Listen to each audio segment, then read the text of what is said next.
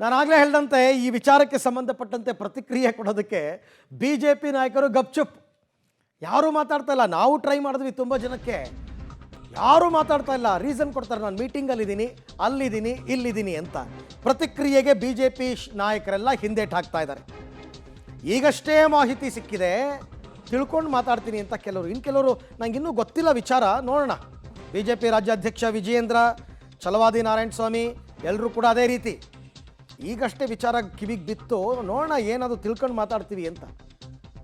ಈಗ ಅಲ್ಲಿ ಕೆಲವರು ಶುರು ಮಾಡಿದಾರಲ್ಲ, ಇದು ನಮ್ಮ ನಾಯಕರ ವಿರುದ್ಧ ಷಡ್ಯಂತ್ರ ಅಂತ, ಅದನ್ನೇ ಹೇಳ್ತಾರೆ. ಆಮೇಲೆ ಇದು ಕಾಂಗ್ರೆಸ್ನವರ ಪಿತೂರಿ, ಇದು ಬೇಕು ಅಂತ ಸಿಕ್ಕಾಕ್ಸಿದ್ದಾರೆ, ಹಾಗೆ ಹೀಗೆ ಅಂತೆಲ್ಲ ಒಂದಷ್ಟು ಆಮೇಲಿಂದ ರಿಯಾಕ್ಟ್ ಮಾಡ್ತಾರೆ.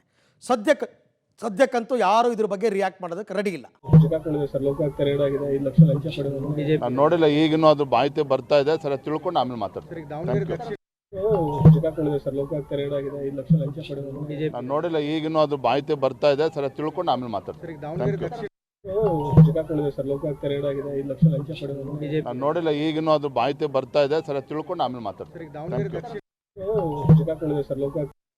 ಅದೇನಿದೆಯಂತೂ ನನಗೆ ಗೊತ್ತಿಲ್ಲ. ನೋಡಿ, ನಾವು ಲಂಚ ತಗೊಳ್ಳೋದನ್ನು ಅದನ್ನು ಯಾವುದನ್ನು ನಮ್ಮ ಪಕ್ಷ ನಾವು ಸಹಿಸ್ಕೊಳ್ಳೋದಿಲ್ಲ. ಬಟ್ ಅದರ ಸತ್ಯಾಸತ್ಯತೆಗಳು ಏನು ಅನ್ನೋದು ನನಗೆ ಗೊತ್ತಿಲ್ಲ. ಅದರ ಬಗ್ಗೆ ನಾನು ಮಾಹಿತಿ ತಗೊಂಡು ಮಾತಾಡ್ತೀನಿ. ಅಲ್ಲ, ಅದೇನಿದೆಯಂತೂ ನನಗೆ ಗೊತ್ತಿಲ್ಲ.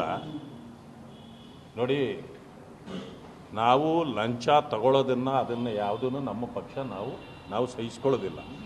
ಬಟ್ ಅದರ ಸತ್ಯಾಸತ್ಯತೆಗಳು ಏನು ಅನ್ನೋದು ನನಗೆ ಗೊತ್ತಿಲ್ಲ. ಅದರ ಬಗ್ಗೆ ನಾನು ಮಾಹಿತಿ ತಗೊಂಡು ಮಾತಾಡ್ತೀನಿ. ರೈಟ್, ಈ ಬಗ್ಗೆ ಮತ್ತಷ್ಟು ಮಾಹಿತಿ ನನ್ನ ಕೊಲೀಗ್ ನರಸಿಂಹಮೂರ್ತಿ ಅವರಿಂದ ಪಡ್ಕೊಳ್ಳೋಣ. ಮೂರ್ತಿ, ಹೆಂಗೆ ರಿಯಾಕ್ಟ್ ಮಾಡ್ತಾರೆ, ಹೆಂಗೆ ಸಮರ್ಥಿಸ್ಕೋತಾರೆ ಅವ್ರ ಪಕ್ಷದ ಶಾಸಕರನ್ನ? ಕಾಂಗ್ರೆಸ್ನಲ್ಲಾದಾಗ ಕಾಂಗ್ರೆಸ್ನವರು ಹಾಗೆ, BJPನಲ್ಲಾದಾಗ BJPನಲ್ಲೂ ಹಾಗೆ ಎಕ್ಸ್ಪೆಕ್ಟೆಡ್. ಅದರ ಜೊತೆಗೆ ಕಾನೂನಾತ್ಮಕ ಪ್ರಕ್ರಿಯೆಗಳು ಮುಂದೆ ಹೇಗಾಗುತ್ತೆ ಅಂತ ಇಲ್ಲಿನ ಜನಪ್ರತಿನಿಧಿಗಳ ನ್ಯಾಯಾಲಯಕ್ಕೆ ಏನಾದ್ರು ಹಾಜರುಪಡಿಸಬೇಕಾಗುತ್ತಾ, ಹೇಗೆ? ನಿಜ ಅರವಿಂದ, ಯಾವಾಗ ಆಡಳಿತ ಪಕ್ಷವೋ ಅಥವಾ ಪ್ರತಿಪಕ್ಷದ ಶಾಸಕರು ಯಾರು ಈ ರೀತಿಯಾಗಿ ಲೋಕಾಯುಕ್ತಕ್ಕೆ ಟ್ರ್ಯಾಪ್ ಆಗ್ತಾರೋ ಅಂಥ ಸಂದರ್ಭದಲ್ಲಿ ಯಾವ ಪಕ್ಷದ ಶಾಸಕರು ಇರ್ತಾರೋ ಅಂಥವ್ರನ್ನ ಸಮರ್ಥನೆ ಮಾಡ್ಕೊಳ್ಳೋದು ಅವರಿಗೆ ಕಷ್ಟವಾಗುತ್ತೆ. ಈ ಸಂದರ್ಭದಲ್ಲಿ ಒಂದಷ್ಟು ಸಬೂಬುಗಳನ್ನು ಹೇಳಿಕೊಂಡು ಓಡಾಡುವ ಕೆಲಸವನ್ನು ಮಾಡ್ತಾರೆ. ಇನ್ನು ಪ್ರಮುಖವಾಗಿ ಈ ಕಾನೂನು ಪ್ರಕ್ರಿಯೆಗಳನ್ನು ನೋಡಿದಂತಹ ಸಂದರ್ಭದಲ್ಲಿ ಚಂದ್ರಪ್ಪ ಲಮಾಣಿಯವರನ್ನ ಜನಪ್ರತಿನಿಧಿಗಳ ವಿಶೇಷ ನ್ಯಾಯಾಲಯಕ್ಕೆ ಹಾಜರುಪಡಿಸಬೇಕು.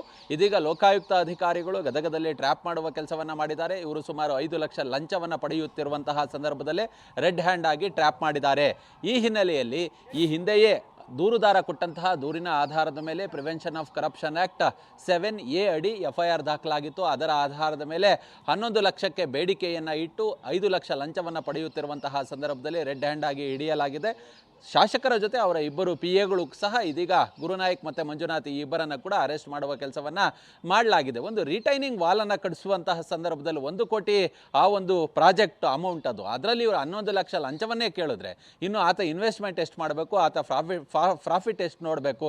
ನಿಜಕ್ಕೂ ಇದೊಂದು ರೀತಿ ಹೇಸಿಗೆಯ ಸಂಗತಿ.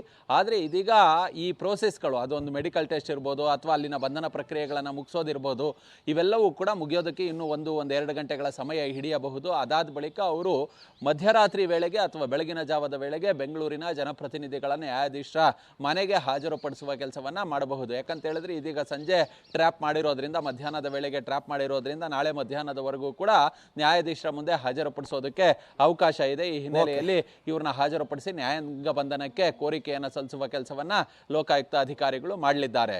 ರೈಟ್, ಥ್ಯಾಂಕ್ ಯು ಮೂರ್ತಿ, ತಮ್ಮ ಎಲ್ಲ ಮಾಹಿತಿಗಾಗಿ ಧನ್ಯವಾದ. ಬೆಂಗಳೂರು ಕರ್ಕೊಂಡ್ಬರ್ತಾರೆ, ಜನಪ್ರತಿನಿಧಿಗಳ ನ್ಯಾಯಾಲಯ ಇರದೇ ಇವ್ರಿಗೋಸ್ಕರ ಅಲ್ವಾ, ಹಾಗಾಗಿ ಇಲ್ಲಿ ಕರ್ಕೊಂಡು ಬಂದು ಹಾಜರುಪಡಿಸಿ ಆಮೇಲೆ ಕಸ್ಟಡಿಗೆ ಪಡ್ಕೋತಾರೆ.